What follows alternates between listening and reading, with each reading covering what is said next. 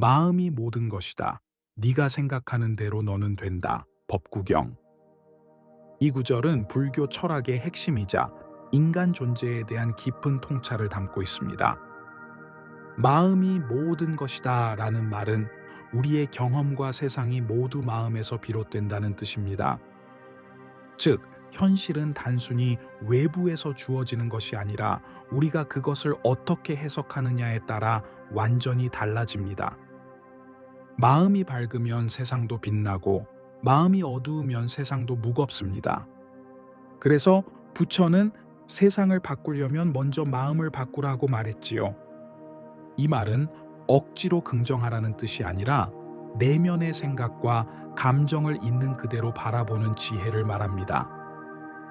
마음이 흔들릴 때 그것을 억누르지 않고 관찰하는 순간 비로소 평화의 문이 열립니다.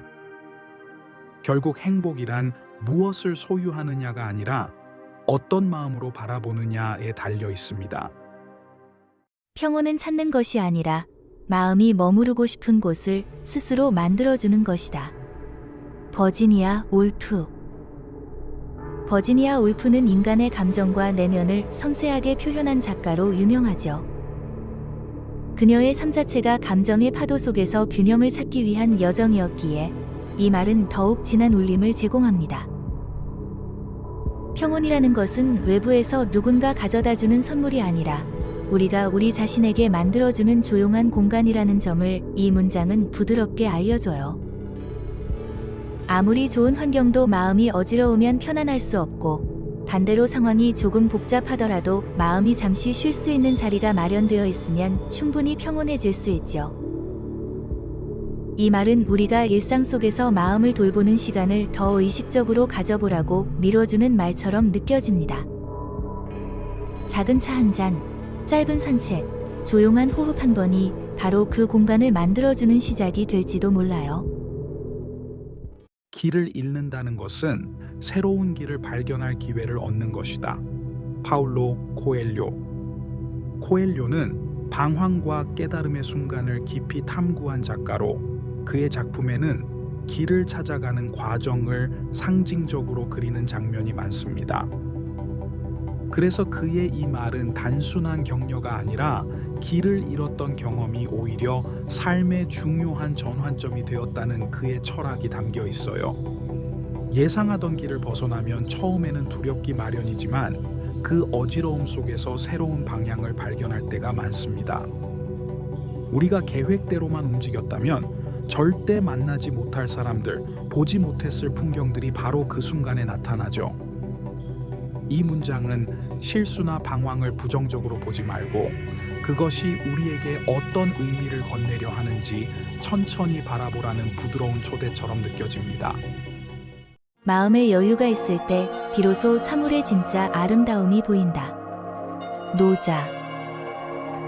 노자는 자연과 조화, 비움의 가치를 강조했던 사상가입니다. 그의 이 말은 삶의 속도를 잠시 늦추라는 단순한 조언을 넘어서 우리가 마음으로 세상을 바라보는 방식을 바꾸어 주죠. 바쁘고 복잡한 상태에서는 좋은 것도 무심히 스쳐 지나가기 쉽습니다. 그러나 마음이 고요해지고 여유가 생기면 같은 장면도 훨씬 더 생생하고 따뜻하게 다가옵니다. 이 문장은 마치 조금만 속도를 늦추면 이미 가지고 있는 것만으로도 충분히 아름답다는 것을 알게 될 거야 라고 조용히 말을 건네는 듯한 느낌이에요. 일상 속에서 바라보던 평범한 것들도 마음의 여유가 생기면 새로운 의미를 갖게 되는 순간을 떠올리게 합니다. 오늘의 성실함은 내일의 나를 조용히 지켜주는 버팀목이 된다. 찰스 디킨스. 디킨스는 사회적 약자와 평범한 사람들의 삶을 따뜻한 시선으로 바라본 작가였어요. 그는 화려함보다 성실함과 진심을 중요하게 생각했고 이 문장에도 그런 그의 가치관이 고스란히 담겨 있습니다. 이 말은 성실함이 거창한 성취를 이루기 위한 도구가 아니라 미래의 나를 지켜주는 가장 견고한 기반이라는 점을 말해요. 오늘 조금 더 최선을 다한 순간들이 쌓여 내일의 나를 안정시키고 앞으로의 길에서 흔들림을 줄여줍니다. 조용히 반복하는 작은 노력이 결국 인생의 큰 틀을 지탱한다는 사실을 부드럽게 상기시키는 문장이에요. 누군가에게 너는 잘하고 있어. 지금의 너는 분명히 내일의 너에게 도움이 될 거야. 라고 말해주는 듯한 따뜻함도 느껴집니다. 마음에 품은 생각은 결국 삶의 모습이 된다. 제임스 앨런. 제임스 앨런은 생각의 힘을 가장 깊이 탐구한 영국의 자기계발 작가입니다. 그는 사람이 어떤 생각을 품는지가 그 사람의 삶의 방향을 조용하지만 정확하게 결정한다고 말하곤 했죠. 이 말은 단순한 긍정의 주문이 아니라 마음속에서 반복되는 생각이 우리의 말투, 감정, 행동을 바꿔 결국 현실로 이어진다는 삶의 원리를 담고 있어요. 우리가 늘 걱정과 불안으로 가득한 생각을 품으면 삶의 모습도 어둡게 흘러가지만 작은 희망과 가능성을 떠올리기 시작하면 그 방향으로 발걸음이 자연스레 움직이게 됩니다. 결국 이 문장은 우리가 삶을 바꾸고 싶다면 생각의 정원부터 돌보라는 조용한 조언처럼 느껴집니다. 지혜로운 자는 말하기 전에 2번 생각하고 행동하기 전에는 3번 돌아본다. 공자는 삶을 어떻게 살아야 하는지에 대한 근본적인 질문에 답하려 했던 동양 철학의 스승입니다. 그의 이 말은 오늘날처럼 빠르게 움직이고 즉각적인 반응을 요구하는 시대일수록 더 소중하게 다가오죠.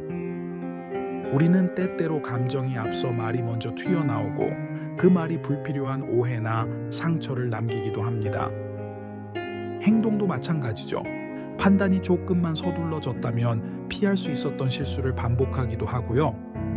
공자는 이런 순간들을 잘 알고 있던 것처럼 잠시 멈추어 생각하고 마음을 가다듬고 다시 한번 돌아보는 태도가 결국 삶을 더 단단하고 지혜롭게 이끌어준다고 말합니다. 이 문장은 천천히 생각할 줄 아는 사람이 결국 더 멀리, 더 안정적으로 나아간다는 깊은 가르침을 담고 있어요. 스스로를 이기는 자가 가장 강한 사람이다.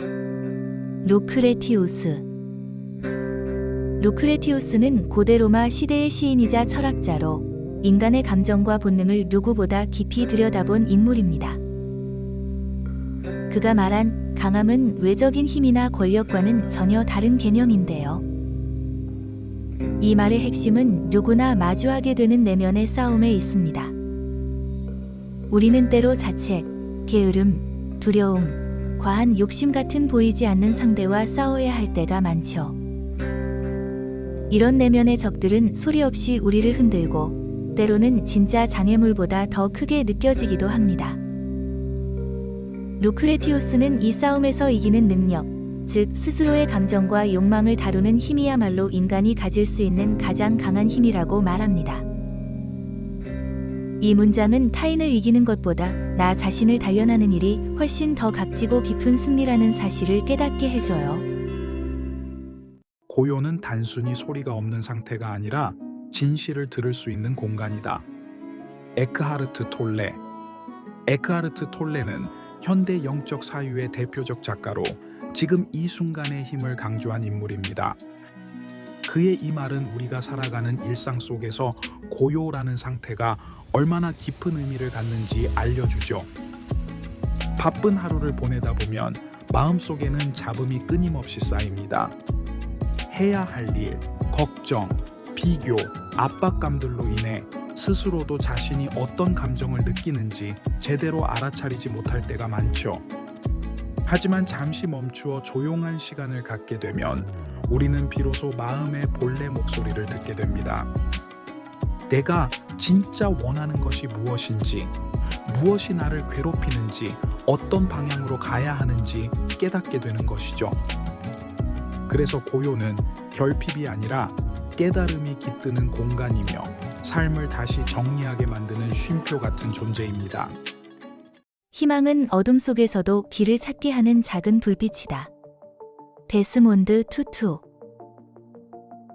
투투는 남아프리카 공화국에서 인종차별 정책에 맞서 싸우며 평화와 화해를 이끌어낸 인권운동가입니다. 절망의 시대를 살아낸 그가 말하는 희망은 현실을 외면하는 낙관이 아닙니다. 오히려 누구보다 현실의 어둠을 직시한 사람이 선택한 마음의 태도였죠.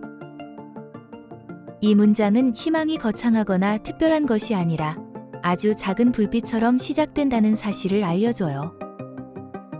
그리고 그 작은 불빛은 우리가 완전히 멈춰 선 것처럼 느껴지는 순간에도 한 걸음 내디딜 용기를 만들어줍니다.